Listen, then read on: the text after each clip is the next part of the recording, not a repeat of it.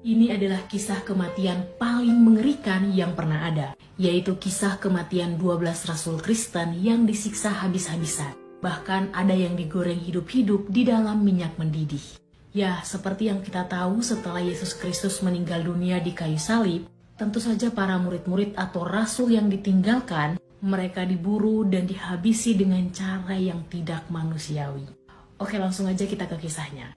Oke, yang pertama Rasul Matius. Sebelumnya beliau sempat menginjil di beberapa wilayah seperti Persia, Makedonia, dan Ethiopia. Di Ethiopia inilah beliau tertangkap kemudian dengan menggunakan pedang. Nah, di sanalah beliau menutup usia.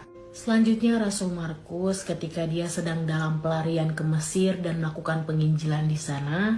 Di sanalah beliau diikatkan pada seekor kuda lalu diseret hidup-hidup hingga meninggal dunia. Berikutnya Rasul Lukas, saat itu beliau sedang berkhotbah di hadapan orang-orang yang tidak mengenal Tuhan di Yunani. Ia ditangkap dan digantung hingga meninggal dunia. Selanjutnya Rasul Yohanes ketika beliau sedang melakukan penginjilan di Roma, ia ditangkap.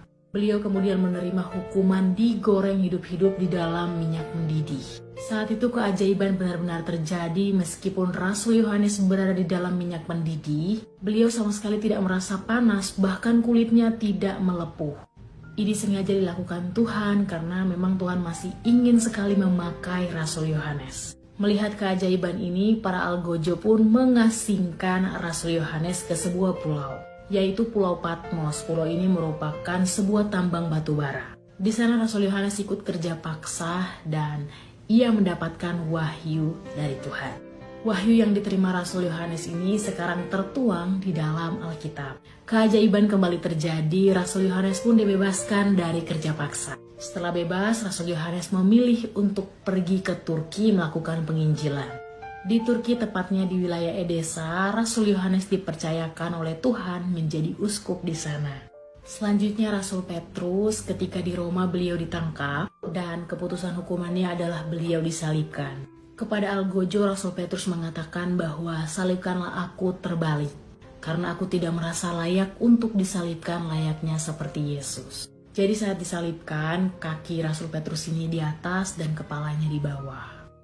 Selanjutnya ini adalah Rasul Yakobus, yaitu saudara tiri dari Yesus sendiri. Ia ditangkap di Yerusalem dan dilempar dari atas gedung gereja hingga mendarat di tanah.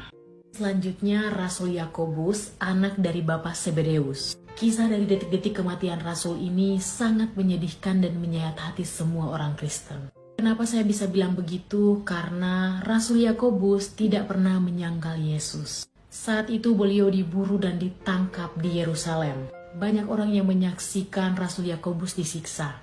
Meskipun saat itu Rasul Yakobus menerima hukuman pukul dan cambuk yang berkali-kali, Rasul Yakobus tetap percaya kepada Yesus dan sama sekali tidak menyangkal Yesus. Dia bahkan berusaha berkhotbah di tengah tubuhnya yang berlumuran darah. Detik-detik sebelum Yakobus dipenggal oleh algojo, Yakobus berlutut dan berdoa kepada Tuhan. Lalu ia pun meninggal dunia. Selanjutnya adalah Rasul Bartolomeus. Rasul ini bisa dibilang beliau cukup berhasil dalam pelariannya. Rasul Bartolomeus berhasil melakukan penginjilan di beberapa wilayah di Asia. Sayangnya Rasul Bartolomeus tertangkap di Armenia. Di sana beliau dihukum cambuk, kulitnya terkelupas, dan beliau pun menutup usia di sana. Selanjutnya Rasul Andreas, beliau tertangkap di Yunani. Beliau menerima hukuman cambuk selama berhari-hari, hingga ia disalibkan dengan cara terbalik. Selanjutnya Rasul Thomas, saat beliau sedang berada di India, ia tertangkap dan diberikan hukuman, beliau dibakar hidup-hidup. Tetapi atas dasar keajaiban Tuhan, Rasul Thomas ini sama sekali tidak terbakar ataupun kulitnya melepuh. Sehingga para algojo mengganti hukumannya dengan cara ditombak hingga meninggoy. Selanjutnya Rasul Yudas atau saudara seibu dengan Yesus. Saat Rasul Yudas berada di Yerusalem, beliau diberikan tawaran oleh algojo. Maukah kamu mengingkari Yesus? Karena saat itu Rasul Yudas benar-benar mencintai Yesus, tentu saja beliau menolak. Pada akhirnya ia diberikan hukuman panah, yang artinya Rasul Yudas ini dipanah hingga meninggal dunia. Berikutnya Rasul Matias, beliau sempat melakukan penginjilan di beberapa wilayah seperti Yudea, Kapadokia, dan Turki. Di Turkilah Rasul Matias ditangkap, ia kemudian diberi hukuman di Penggol. Yang terakhir, Rasul Paulus. Beliau merupakan satu-satunya rasul yang menerima hukuman paling lama. Rasul Paulus dipenjara selama bertahun-tahun. Nah, selama di dalam penjara inilah Rasul Paulus menuliskan banyak sekali surat kepada jemaat di beberapa wilayah, seperti jemaat di Filipi, Korintus, dan lain-lain. Tetapi hal semacam ini tidak bertahan lama. Rasul Paulus diberi banyak sekali siksaan di dalam penjara. Beliau kemudian dipenggal.